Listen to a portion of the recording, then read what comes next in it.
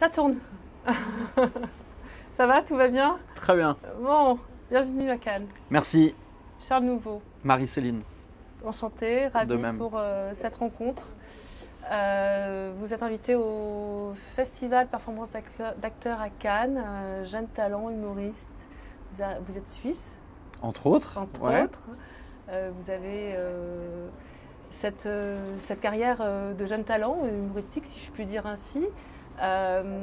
Vous allez présenter un spectacle hors jeu. Donc tout C'est de ça. suite, on entend la connotation avec le football. Vous êtes un passionné de football.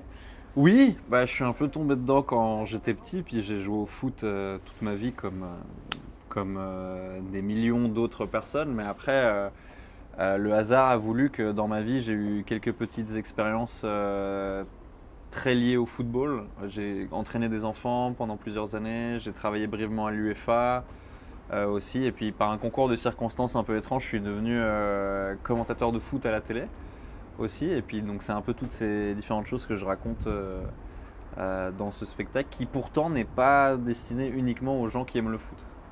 D'accord. Et donc comment vous l'approchez justement pour le sensibiliser à ces personnes qui ne sont pas forcément passionnées par le football? Bah, en fait, j'ai juste fait le constat qui était que qu'on aime ou non le foot, a priori, on en a forcément bouffé malgré soi, tellement c'est omniprésent pour tout le monde. Et on en a forcément bouffé suffisamment pour en rire, je pense. Donc en fait, l'idée c'était ça, c'était d'accepter le fait que le football c'était un sport très critiquable à plein de points de vue. Et en fait, pendant 1 heure, je critique le foot, ce qui du coup amuse pas mal les gens qui n'aiment pas du tout ça, parce qu'ils ils se retrouvent là-dedans. Et puis les gens qui aiment le foot, forcément, ils se retrouvent dedans aussi. Donc le pari du spectacle, c'est un peu de rassembler tout le monde autour du foot pour pouvoir en rire, parce que qu'on l'aime ou qu'on l'aime pas, de toute manière, il laisse pas complètement indifférent. C'est un peu ça l'idée. Quand on est commentateur, on fait aussi quelque part un petit peu de spectacle. Enfin, il y a une manière, il y a un ton aussi qui s'est approprié. Est-ce que ça aussi, ça vous a servi justement pour faire des one-man shows maintenant?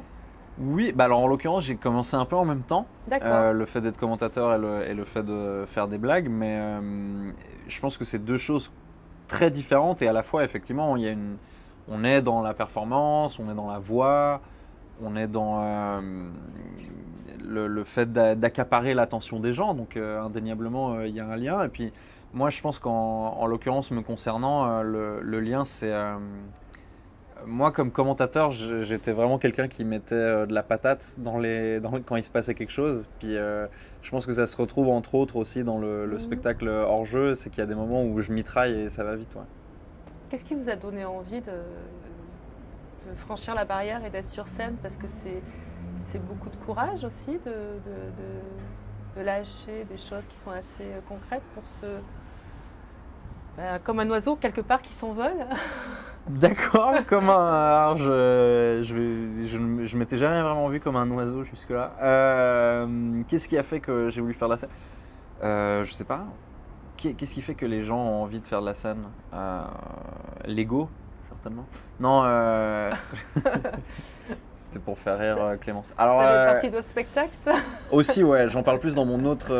J'ai donc 2 spectacles, dont un qui parle plus de moi et celui-là qui parle plus du foot.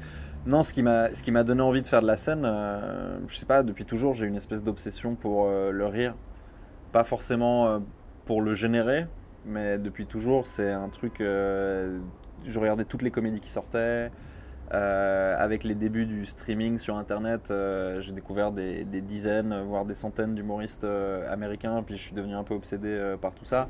Et j'ai toujours aimé ce qui était drôle et j'ai toujours aimé, dans la mesure du possible, être drôle. Donc voilà, le hasard a fait qu'au bout d'un moment, je me suis retrouvé sur scène, du fait que le stand-up, je savais que ça existait et j'en consommais beaucoup. Mais je voyais toujours ça comme quelque chose de très éloigné, ayant grandi en Suisse, etc. Et puis un jour, j'ai découvert que ça existait en Suisse en fait. Puis j'ai été voir ce que ça donnait et puis je me suis inscrit pour le mois d'après. C'était le 4 février 2014, donc il y a un peu plus de 5 ans. Et depuis, on est là, à Cannes. À Cannes. Internet, ça vous a servi justement pour créer des réseaux, pour vous faire connaître. Avec les filles, énormément. Bon, ça, je ne vais pas savoir. C'est votre histoire. Pour créer des réseaux, vous dites à quel point de vue? Par rapport justement à vous faire connaître, par rapport à votre. Alors moi, je votre suis assez nul là-dedans, il faut le D'accord. dire. Je ne suis pas trop dans la... certains de mes collègues et contemporains sont bien meilleurs que moi en gestion de réseaux sociaux pour diffuser leur contenu, etc., comme augmenter leur nombre de followers, etc. Moi, non. Je ne suis pas particulièrement doué pour faire ça. Mais après, c'est vrai que, voilà, dans l'absolu, entre guillemets, maintenant, on n'a plus d'excuses. Parce que si personne veut diffuser nos contenus, en théorie, on peut les diffuser nous-mêmes. Donc, effectivement, c'est intéressant de ce point de vue-là. Alors, vous avez écrit le texte, vous êtes auteur de cette pièce, c'est ça? Ouais, de ce spectacle, ouais. De ce spectacle-là.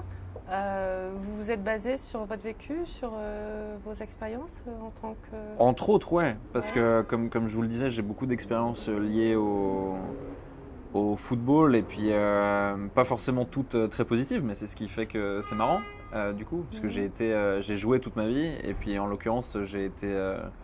remplaçant pendant la majorité de ma vie. Donc là déjà il y a des choses à raconter là-dessus. C'est plus ou moins dans cette position que je joue au foot, que j'étais pendant les matchs d'habitude. Et puis oui, voilà, le fait d'avoir entraîné des enfants, le fait d'avoir commenté, tout ça, ça se retrouve dans le spectacle. Donc il y a beaucoup d'anecdotes personnelles, mais au final c'est un spectacle assez généraliste sur qu'est-ce que c'est que le football, comment on le ressent, comment on lui en veut pour certaines choses et comment... beaucoup d'entre nous lui pardonnons quand même volontiers, la plupart du temps.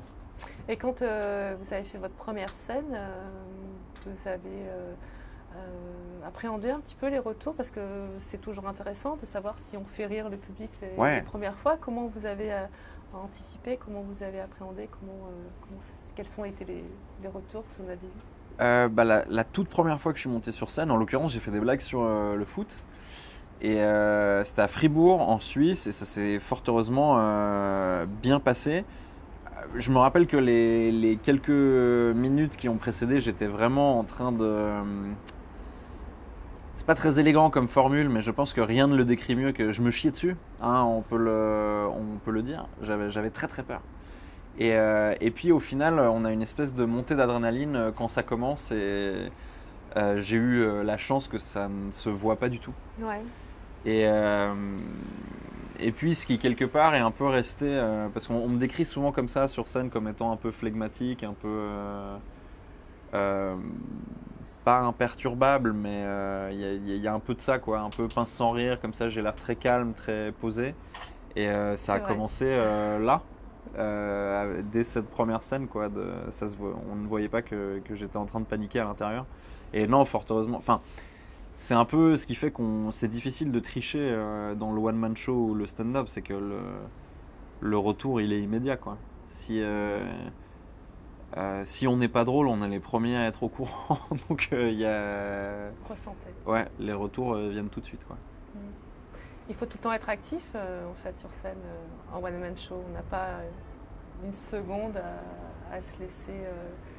C'est emporté par le trac ou par... voilà, comment ça oui, par des choses toxiques comme ça, ouais, mais par contre des secondes... je sais pas s'il faut tout le temps être actif. Moi, il y a des... Peut-être que parfois c'est plus instinctif que calculé, mais il y a aussi des silences qui peuvent être très intéressants ou des pauses qui peuvent être très intéressantes pour mieux rebondir derrière.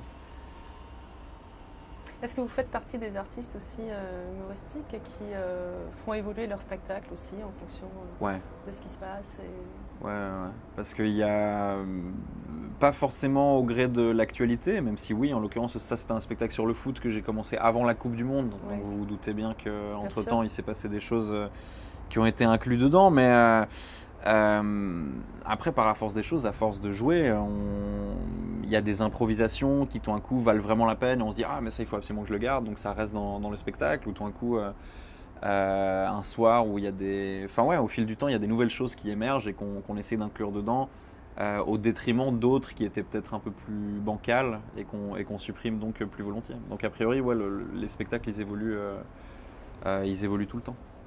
Et une autre thématique pour un prochain spectacle, Vous y pensez déjà ou Ouais, vous il y êtes avait, c'est une source de tension parfois avec les gens avec qui je travaille. C'est pour ça que Mademoiselle glousse, parce que j'ai envie de faire plein de choses et que il faut des fois il faut apprendre à focus un petit peu et se concentrer sur ce qu'on a. D'autant plus que là on joue 2 spectacles en même temps, ce qui complique, ce qui est intéressant, mais qui est aussi ce qui rend les choses plus compliquées par ailleurs dans d'autres circonstances. Mais ouais, il y a plein de choses que j'ai envie d'aborder, notamment des trucs sur, sans trop en dévoiler, sur l'histoire. Je pense qu'il y a beaucoup de choses dans l'histoire qui pourraient être abordées de manière assez intéressante dans le cadre d'un spectacle d'humour. vous êtes passionné d'histoire? Je suis pas passionné d'histoire, mais je trouve que l'histoire est souvent passionnante. Donc il y a souvent des choses qui... En l'occurrence, ça a fait partie un peu de mes études, mais j'étais pas passionné par mes études, en l'occurrence. Mais il y avait des... C'est vrai que de temps en temps, quand on se plonge dans certaines périodes de l'histoire, c'est vrai que c'est fascinant, quoi. Donc j'aimerais bien pouvoir en parler de temps en temps sur scène, ça me ferait plaisir. Est-ce qu'il faut faire du théâtre forcément pour faire du one-man show? Comment- Alors, je suis bien la preuve vivante que non. Non, j'imagine que c'est un plus. Je pense que ça vient aussi avec avec certains réflexes, certaines méthodologies, etc., dont c'est peut-être parfois un peu dur de s'émanciper une fois qu'on a grandi avec ou une fois qu'on a appris avec. Mais il n'y a pas de règle vraiment. Moi, j'ai jamais fait de théâtre, j'ai pas de formation d'acteur, de comédien, de quoi que ce soit. Et j'ai appris en faisant des spectacles, quoi. Autodidacte? Voilà. Enfin, ça vient de. Je pense que je viens plus du texte. Et puis, par la force des choses, d'année en année, à force de devoir les jouer et les défendre, on apprend le jeu avec. Donc Voilà. vous êtes l'espoir de nouveaux jeunes talents en devenir alors? Moi, Oui? peut-être. Ouais. Enfin, voilà. En devenir. C'est tout ce qu'on me souhaite. Voilà. De devenir quelque chose. Merci beaucoup Charles Nouveau. Mais merci à vous, Marie-Céline. Merci.